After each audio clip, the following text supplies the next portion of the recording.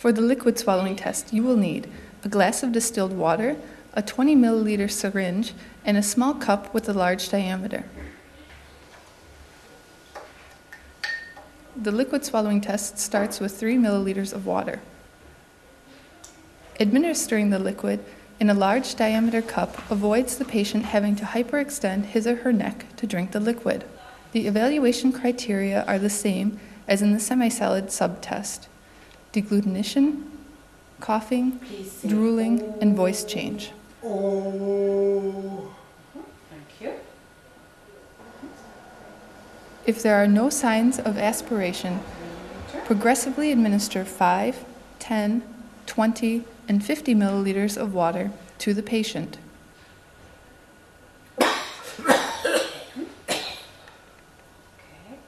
Please say oh. Oh. Okay, thank you. In this case, the patient has displayed 2 signs of aspiration: drooling and coughing. At this point, the investigation should be terminated and the GUSS form should be filled out. The patient was able to swallow, but he coughed and drooled. His voice was normal. He scored 3 out of 5 points on this subtest. The total score for all of the subtests is 13 points. A score of 13 points denotes moderate dysphagia with a risk of aspiration. It should be recommended that the patient be fed semi-solids such as baby food or, if necessary, parenteral feeding. All liquids must be thickened.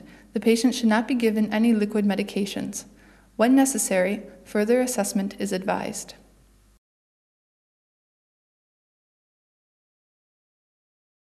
In the acute phase of stroke, GUSS should be conducted daily.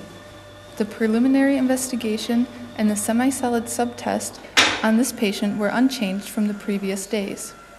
But how was the liquid swallowing test today? The patient successfully drank 3, 5, and 10 milliliter sips of liquid. Therefore, the examiner can supply larger quantities of water to the patient, 20 and finally 50 milliliters.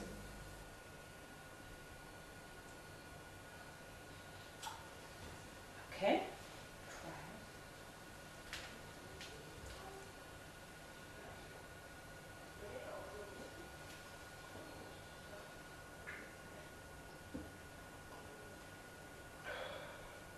Very good.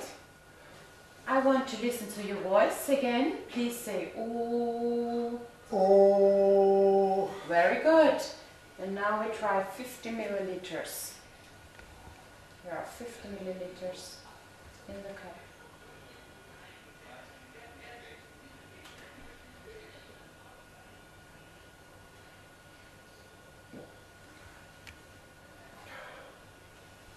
I want to listen to your voice. Yes, I say oh. Oh.